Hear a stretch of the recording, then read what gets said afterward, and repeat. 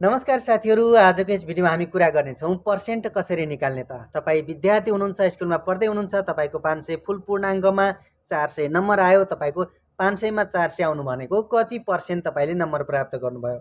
कुनै पनि ब्याङ्कमा काम गर्नुहुन्छ, तपाईँको स्यालेरी हुन्छ 50,000, त्यसै गरी तपाईँलाई मिल्यो 30%। अब कति पर्सेन्ट तपाईँलाई स्यालेरी मिल्यो, 50,000 को 30% भनेको कति हो त।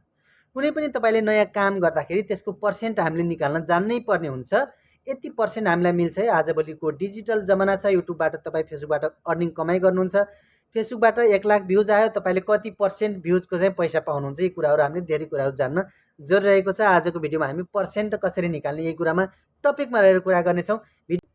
साथीहरू, म तपाईँलाई देखाउनको लागि म आफ्नो मोबाइलको स्क्रिनमा आइसकेको छु। मोबाइलको स्क्रिनमा पनि क्याल्कुलेटरमा आइसकेको छु। पर्सेन्ट निकाल्नको लागि दुईवटा एकदमै सजिलो र सरल तरिका मैले तपाईँलाई आजको यस भिडियोमा बताउने छु। भिडियो एकदमै राम्रोसँग ध्यानसँग हेर्नुहोला। तपाईँको लाइफ टाइम तपाईँको काम लाग्नेछ। त्यसै गरी तपाईँले आफ्नो छोरा नाति छोरीहरूलाई भविष्यमा कालान्तरमा गएर पनि सजिलो तरिकाहरू सिकाउन सक्नुहुनेछ। पर्सेन्ट निकाल्ने दुईवटा सजिलो सूत्र र तरिका म तपाईँलाई आजको क्याल्कुलेटरबाट देखाउन गइरहेको छु। जस्तै यदि तपाईँलाई कुनै पनि काम गर्ने बेला तपाईँलाई 800 रुपियाँ तपाईँले ल्याउनु पर्ने थियो है, 800 रुपियाँ मात्रै ल्याउनु पर्ने थियो, तर त्यसको तपाईँलाई मात्र कति पर्सेन्ट मिल्यो भनेपछि 30% मिल्यो।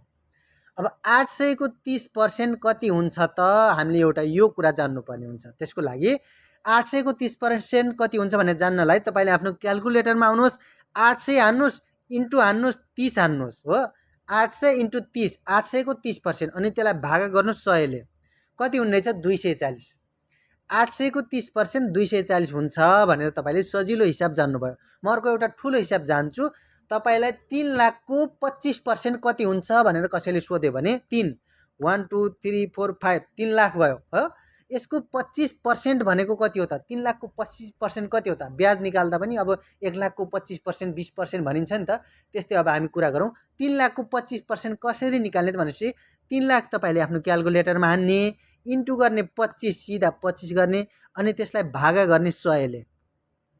3 लाखको 25% भनेको 75,000 हो भनेर यहाँ आइसक्यो। यसरी तपाईँले पर्सेन्ट निकाल्न सक्नुहुनेछ। यो एउटा तरिका रहेको छ, सजिलो तरिका। त्यसैगरी अब म तपाईँलाई दोस्रो तरिकातिर लगेर जाँदैछु। दोस्रो तरिका रहेको छ 50,000 को 36% कति हो भनेपछि 50,000 को 36%, 50,000 भयो, 50,000 भयो। अब 36% भनेपछि तपाईँले इन्टु हान्नुहोस्, 36 हान्नुहोस्। 50,000 इन्टु 36 हान्नुभयो, 50,000 को 36% तपाईँलाई चाहिएको। अब इन्टु हान्दा त्यहाँ 1,80,000 देखाइरहेको छ होइन, यो त हामीलाई कामै छैन। 50,000 को 36% भनेपछि 50 इन्टु 36, अनि सिधा तपाईँले यहाँ पर्सेन्ट दाब्नु भयो भने 18,000 लगाइदिनुहोस्। सिधा पर्सेन्ट निकाल्ने तरिका के, जति चाहिएको छ त्यतिको चाहिँ पर्सेन्ट मारिदिनुहोस्। जब 20,000 को 30% कति हो भनेपछि 20,000 क्याल्कुलेटरमा हान्ने, अनि इन्टु गर्ने 30 हान्ने, अनि यो पर्सेन्ट दबाइदिए 6,000। सिधा हिसाब यसरी आउँछ। तपाईँले यसरी पर्सेन्ट निकाल्न सक्नुहुनेछ। स्वस्थ रहनुहोस्, मस्त रहनुहोस्, अनि व्यस्त रहनुहोस्, ह्यान्डसम रहनुहोस्, मजबुत रहनुहोस्। जिन्दगीमा अगाडि बढ्नु छ, धेरै गर्नु छ। भिडियोलाई लाइक गर्नुहोस्, च्यानललाई सब्सक्राइब गर्नुहोस्। अहिले पनि बिदा हुन्छौँ। नमस्कार।